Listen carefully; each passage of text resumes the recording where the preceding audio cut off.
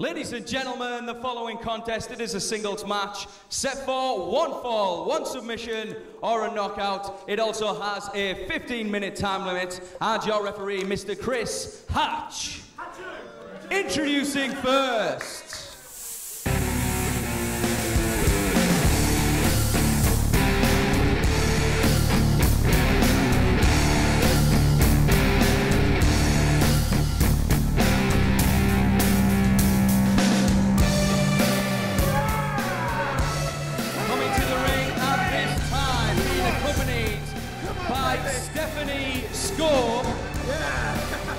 From Nottingham, winning at 17 stone 7, this is Stixx.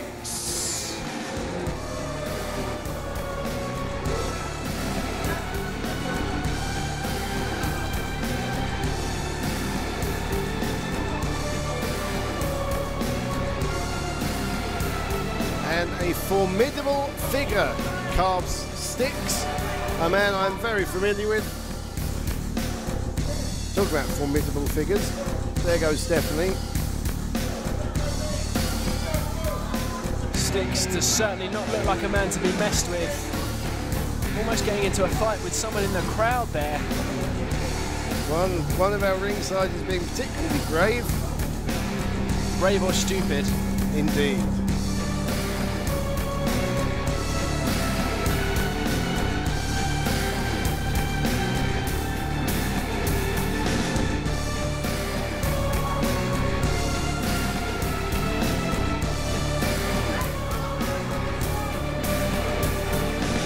She's not shy, is she? She certainly isn't. And the crowd here in Dartford really not fans of the man they call the heavyweight House of Pain. Look at the condition this man's in.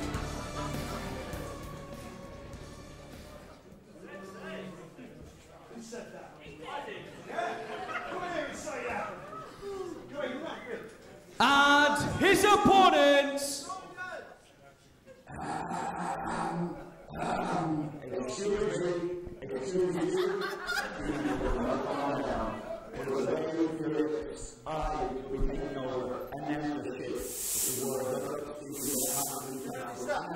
Put that freak down on the TV. The one, the only, one half, 2/3 admittedly of Better Than You, the next Prime Minister of England, the next Queen of Sudan, the very first 2003 Orange County Woman of the Year, J.P.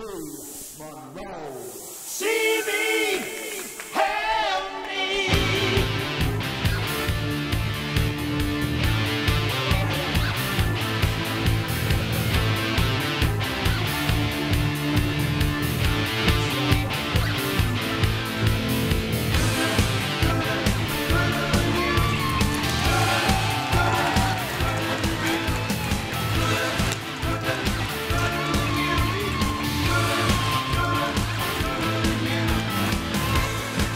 Making his return to RQW, J.P. Monroe, who now discovers in fact 2/3, not one half, of Madder Than You with Madman Manson. How does that work?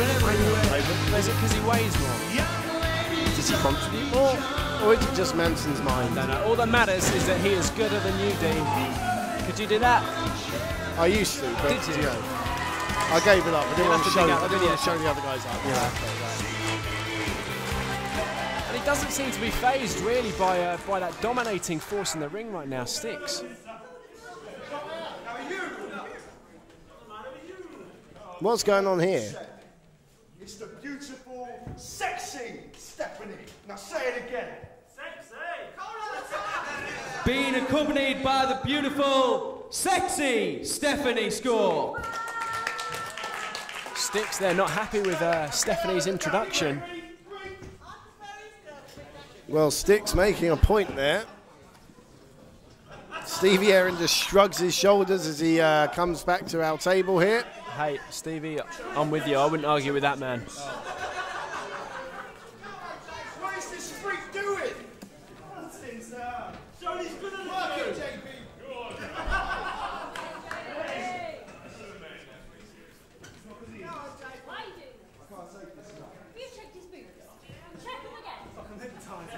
Well, Stephanie wanting these boots checked. That's right. I'm sure the referee's already done that.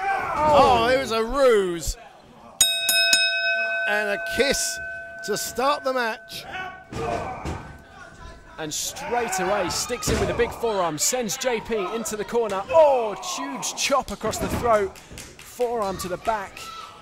And another chop sends JP towering to the canvas. Well, they knew exactly what they were doing. It's almost a 2-on-1 here. There's a reason why Stixx has brought this woman to RQW with him, Stephanie.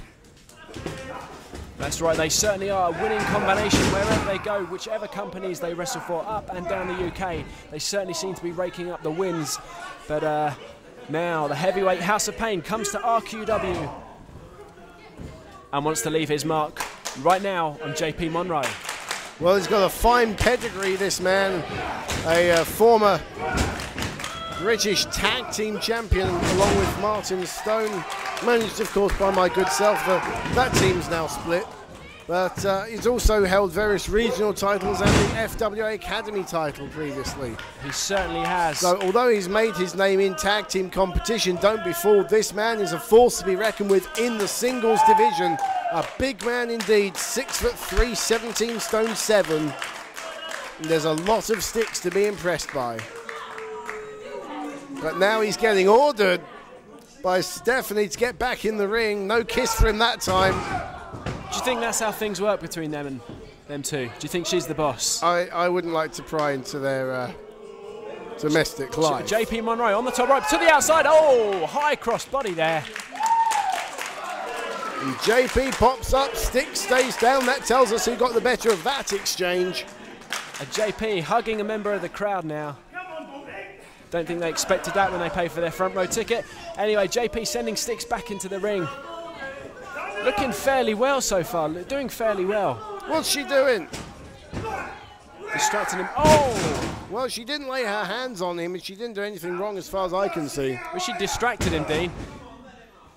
It's not easy, it's not difficult to be distracted by her, let me tell you. You know something, Ambrose? I heard your commentary on RQW TV before. You've got it in for managers. You and Steve Vieira, and you don't like ringside managers. Hey, I heard some of the things you were saying about me before.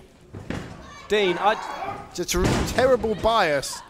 Yeah, let's just leave that one there, shall we? Yeah, I'm going to talk to broadcasting standards if this continues. Get you kicked off the air, Ambrose. But, Dean, I've got no problem with you managing, but why can't you just let things be down the line? Let's concentrate on the match here. Yeah, I thought so. You know, let's not dwell about what I've done. This man, a force to be reckoned with, and he has, I was going to say, dominated JP Monroe, but Monroe fires back with some big forearms. He laid in with those 3 forearms there, sent Stixx into the ropes, so Stixx didn't really go anywhere. There's where that size advantage comes into play. Yeah, diving shoulder block, knocks JP down, and oh, look at that, isn't that beautiful? Ah, romance. Romance and wrestling, not usually things that go together, but it seems to work for Stixx. There's a promotion in Japan called Wrestling and Romance, I'll have you know. Is there? There was. Stixx now choking JP Monroe over the second rope. I know everything, Ambrose. I'm the twisted genius. You should know this by now. That's right, that's right. And now Stephanie there, pulling down on the neck of JP Monroe, stretching it right over the second rope. Yeah, but hey, what a great view JP Monroe just had. Yeah. Every cloud has a silver lining. That's right, and only a 2 there, but it was a long 2. JP Monroe really had to kick out of that one. And he's looking dazed now on the canvas, but struggling to get up. Being dragged up by his hair, by his arm, by Stixx. Picks him up. Is this going to be? All the way sidewalk down. Slam. 2. Should we call that a pavement slam in this country? I don't know. Yeah, I suppose we should. We should. From now on, it's a pavement slam. That's the deal. Right, okay. Oh, that's just vicious. Referee Chris Hatch quite rightly breaking up the hold there, if you can call it that. Of course, any eye gouging, fish hooking is illegal in professional wrestling. JP Monroe sent into the corner. Stixx runs into a big boot though. And again, yeah. beautiful top rope drop kick from Monroe. He couldn't have hit it any better. No way, look at him, he's fired up now. Look at the face. Oh!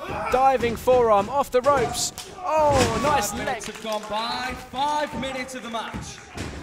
Nice leg lariat followed up with a pin. Only a 2 though. And as we hit the 5-minute mark, it's Monroe on top of the things. Oh! And that was not a good landing. Certainly did not look good from any angle. JP Monroe diving right through the ropes and landing almost head first straight into the corner post there. Now, I'd like to point out that Stephanie is doing absolutely nothing. Oh, she was trying to help him into the ring there. Sure. I think he... That's how you'd help someone in the ring, isn't it? Yeah. A friendly push. Is that Spud? Do you think that's where he is?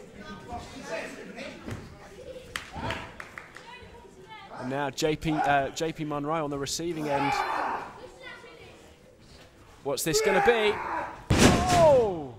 Nice.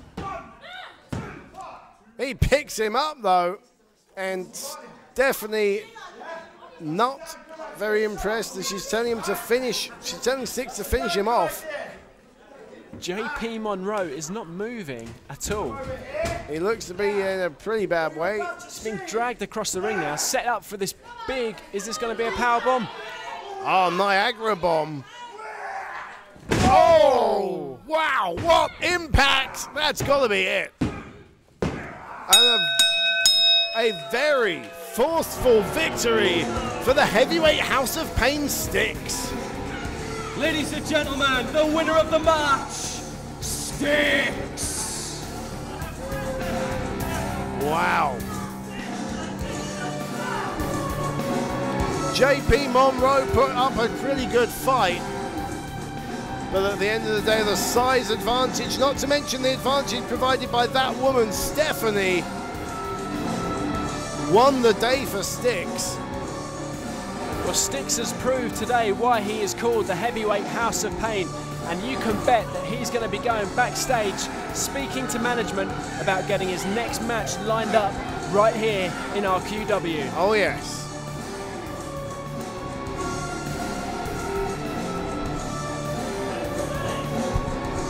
And it looks like we're getting some refs in here to help. I mean, JP Monroe hasn't moved yet, I don't think. I'm trying to get a view.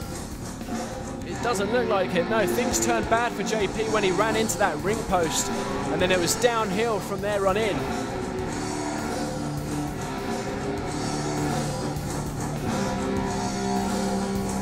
Well, he's not moving, Dan.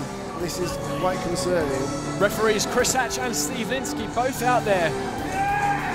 Stevie, can we find out what's happening here? Because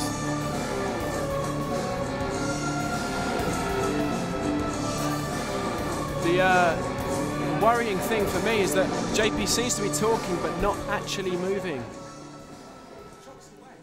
Are we going to the garden party? Can we get some help from backstage? I think he's taken, from what referee Steve Linsky is saying, he's taken a bump to the head or something there.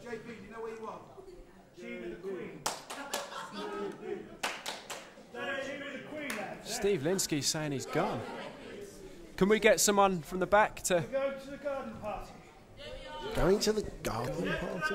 What garden party? We need to... we need to get someone from the back to... Let me see what's going on here. You and Queen? What's going on? JP, what year is it? What year is it? Year 1944. 1944?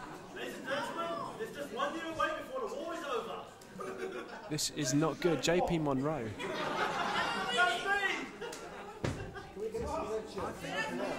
Three cheers for the Queen!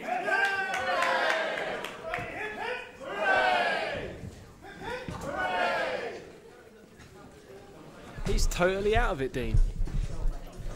Well, I think he's clearly suffered a concussion or something. He said he thinks it's 1944 for some reason. Well, For one, I hope that JP makes a full recovery as soon as possible.